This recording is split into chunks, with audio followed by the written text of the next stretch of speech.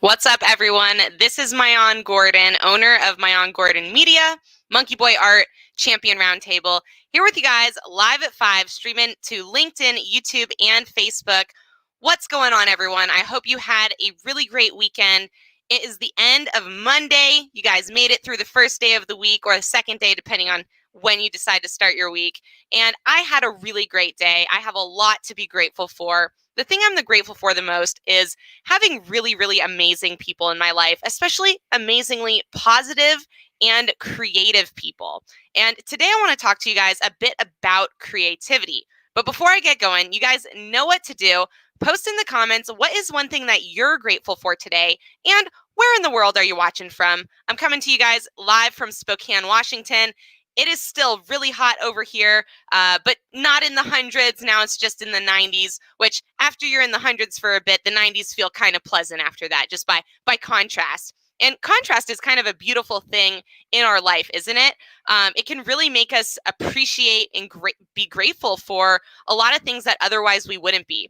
In fact, that's how I think I am able to be so grateful so much of the time is I have an immense amount of contrast in my life, to remember when I was homeless, to be grateful for so many things that I have now that I didn't have to, that I didn't have when I was homeless. Things that I get to experience now that I didn't get to experience when I was homeless. Similarly, I think, growing up in not a deprived household, but certainly in a household where there was much more strictness about what kind of food I could eat.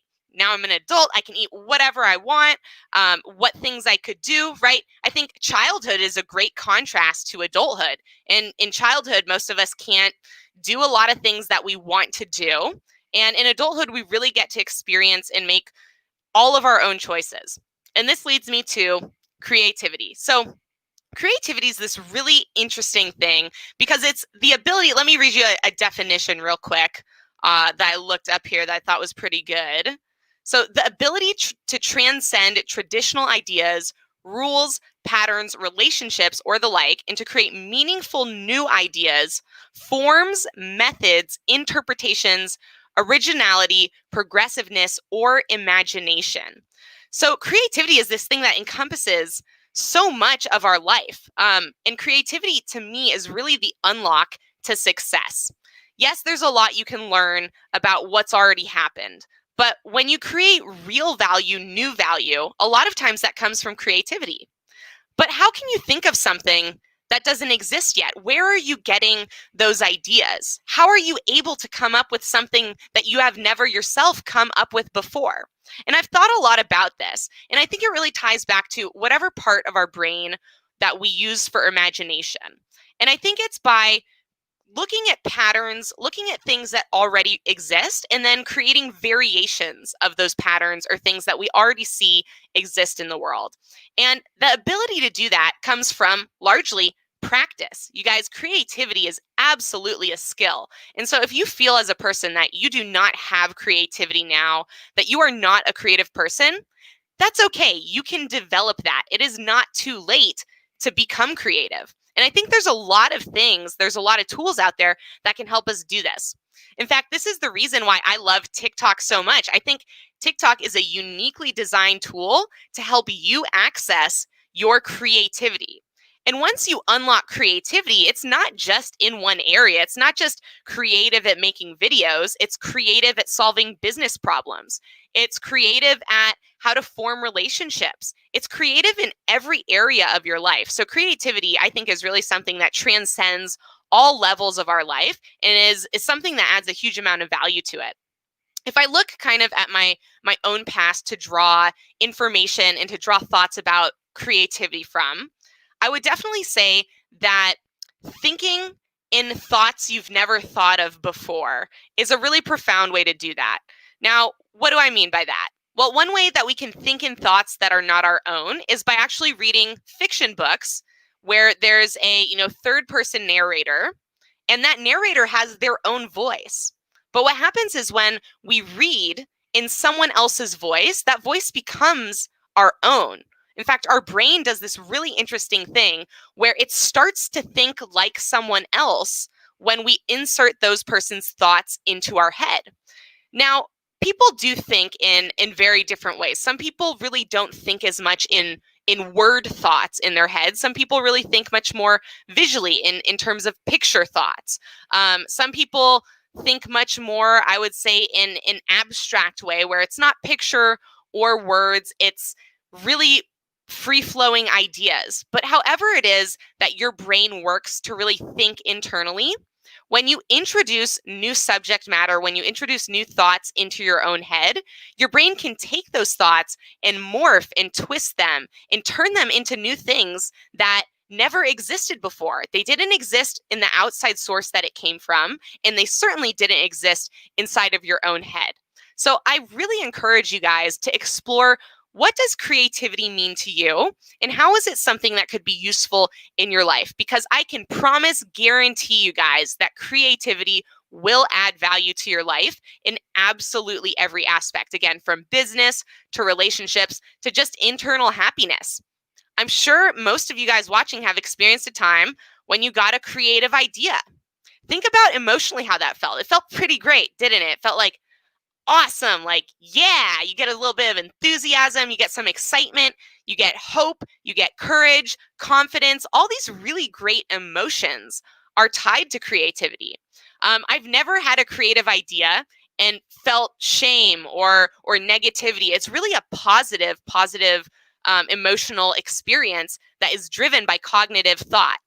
And one way that you can look at it is, how do I take the current ideas I have and expand on them? We all have, honestly, a very limited sense of thinking. There is no possible way that we can now or ever will be able to think all the thoughts that ever could be. It's like, if you take a very large number and you multiply it or put it to the exponent of that number, right? There's just too many possibilities for us to think of all of them, which is part of why life is so exciting and so wonderful. Is you can come up with new idea after new idea, and you will never exhaust the limits of the new ideas that you possibly could have. This is part of why I like to share so much of my thoughts and so much of this information. I don't feel like any of it should be kept secret. In fact, that would only be limiting to myself, because then I would not be trying to expand on ideas I'd already put out there and trying to come up with new ones. And you know what? If you've had an idea, at some point, someone else is going to come up with that idea too.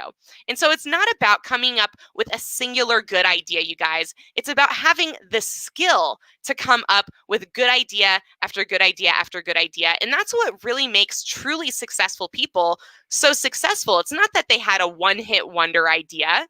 It's that they have this amazing skill to develop new creativity after new creativity. And that's what we should all be aiming for.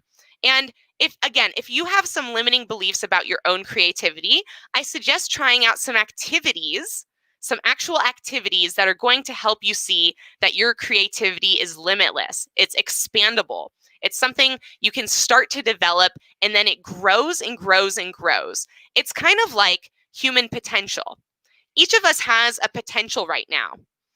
Once we reach that top limit potential that we have, our potential expands, and all of a sudden there is a new height that each of us can reach. Now, to think that we could reach all the way to the end of the existence of potential is very daunting, and it's very hard to believe that you could make a giant leap. What's very believable is that you could make a small step, and then from there another small step and another small step. And you know what?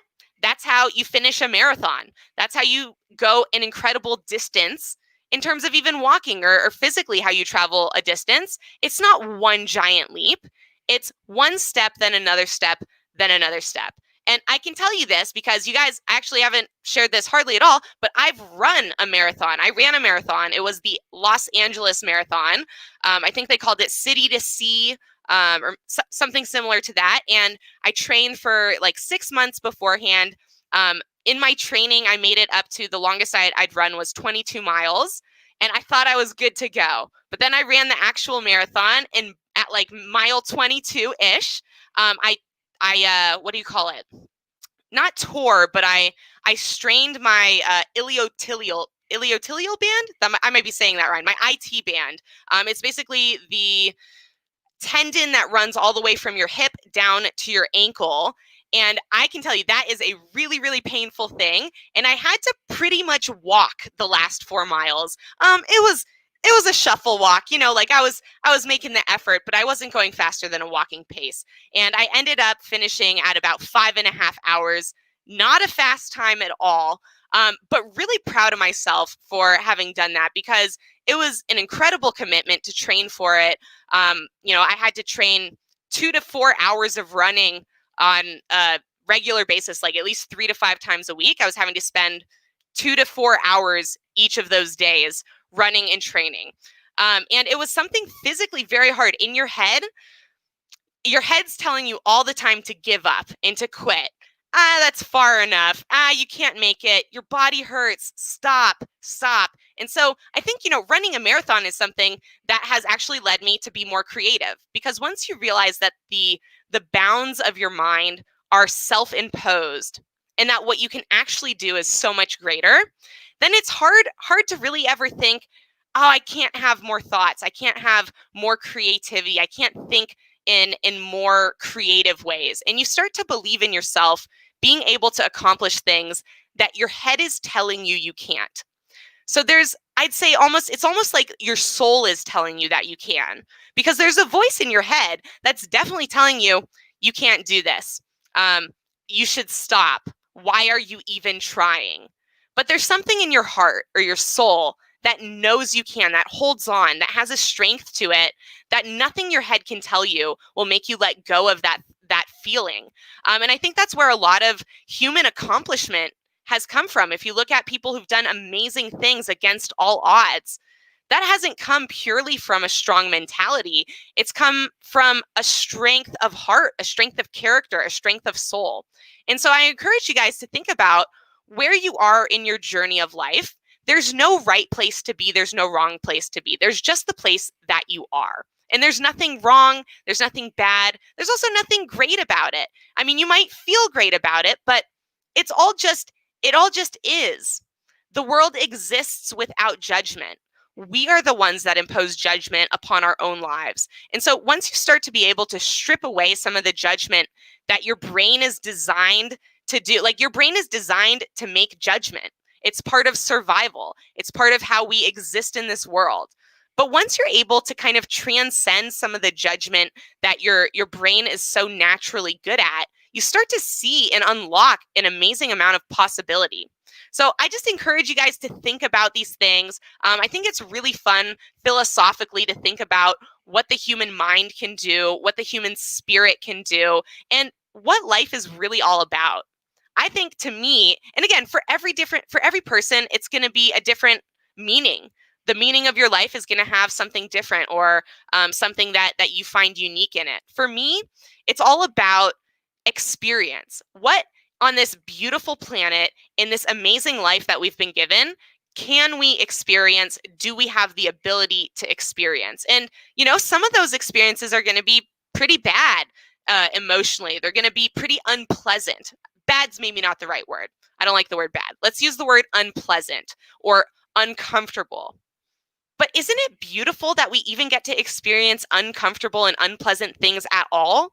That we're not emotionless, that we're not dead?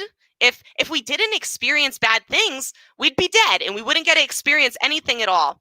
And so I think there's really a beauty in the hurt and the pain and the uncomfortability and the unpleasantness of life, because it's really what makes us appreciate all of the good things. It's what makes winning. It's what makes love. It's what makes delicious flavors so good and so great to experience, is that you've tasted something awful. You've had your heart broken. You've experienced pain in your life. And so be grateful for all of the things that come your way, and understand that the things that happen in your life happen for you. They don't happen to you. And that's a phrase I heard. I can't remember if that's from Ed Milet or if that's from Andy Frisella. But I really love that concept, that everything in your life happens for you, not to you. And if you can kind of take that in and believe that, you will start to experience things in a new way that I think really lends itself to creativity, because it takes away the structure of something being good or bad. And it really puts it in the perspective of, this was for me, so why? Why? How? It allows you to ask questions that allow you to explore the world in many different ways. What's up, Stuart? I appreciate all you guys watching right now. I'm going to wrap it up. If you guys want to reach out to me, continue this conversation, have any questions about creativity, imagination, how that affects or plays into business, plays into life in general, you can always reach out to me. Here is my email address. I'll throw it up real quick. And I really just want to leave you with one thought, and that's if you can internally experience gratitude and kindness to yourself and all the things that you've been through, it's going to be something that you start expressing more in the rest of the world. For me, I really had a journey of internally fixing the things that I was telling myself before I could really form deep, meaningful relationships with other people, because I didn't have a deep and meaningful relationship with myself. I certainly thought I did, but when I examined the real intricacies of the things I was saying to myself, of the emotions that I was experiencing, I went, this is not what a confident, happy person thinks to themselves. This is not what a person who is wholly happy with their life feels. And so I started to look and examine at those things and really make some changes and really figure out how I could make those changes. And that's what led, I'd say, to this wonderful first year of major success for me, where all these great things are happening, not just on social media, but in my relationships, not just in relationships with friends, but in relationship with my husband, in relationships with myself, and just everything that I experience in the world. So make sure that you look inside first before you're looking outside. But you guys, everything in this planet, everything in this life happens for you. It doesn't happen to you. Hope you guys have a great night, and I will see you again tomorrow.